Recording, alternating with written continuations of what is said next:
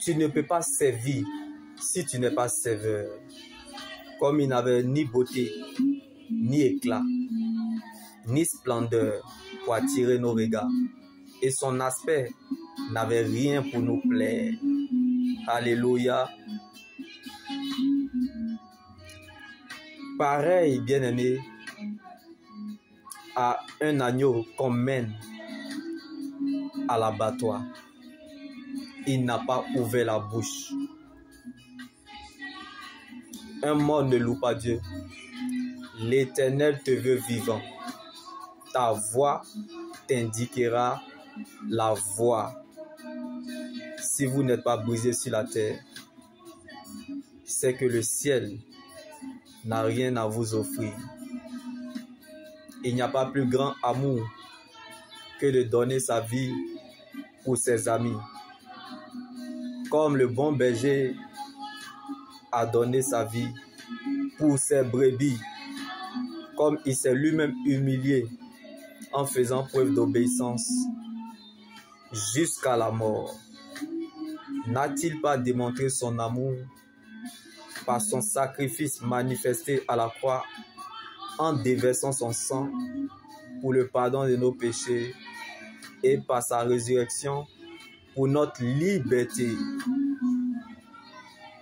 Le ciel après la mort et le salut de notre âme.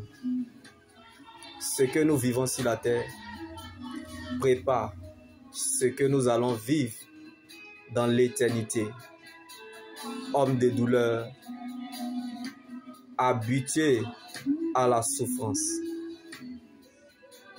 Il a appris l'obéissance parce qu'il a souffert, comme il a donné des hommes à ta place et des peuples en échange de ta vie, parce que tu es le résultat de son amour inexplicable. Jésus t'aime plus que la bénédiction, mais son amour ne te forcera pas à le suivre. Comme il a dépouillé les autorités et les dominations, il les a livrées publiquement en spectacle, en triomphant d'elles à la croix, pour renvoyer libres les opprimés, apporter aux déportés la liberté et aux prisonniers la délivrance. La Bible pouvait nous le dire qu'il a effacé l'acte dont l'ordonnance nous condamnait et qui subsistait contre nous. Il a détruit le clou à la croix. Ce sont nos souffrances qu'il a portées. C'est de nos douleurs qu'il s'est chargé. Donc il est venu libérer les captifs. Que les gens veuillent ou pas, la bénédiction repose sur vous. Quand tu sais, on ne peut plus rien faire pour toi. Mais ce que tu ignores peut t'envoyer très loin.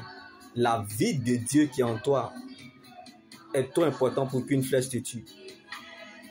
Elle te rassurera, coûte que coûte.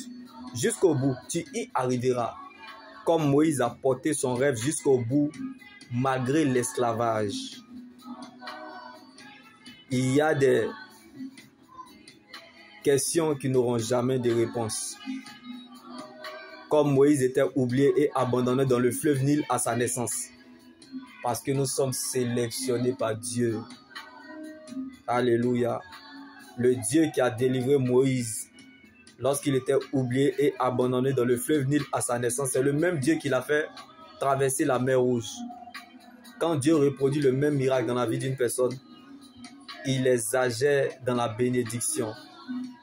Même si le Seigneur n'est encore rien dit, même si tu n'es pas encore devenu ce que tu dois devenir, commence à réaliser ce que Dieu a déjà fait pour toi.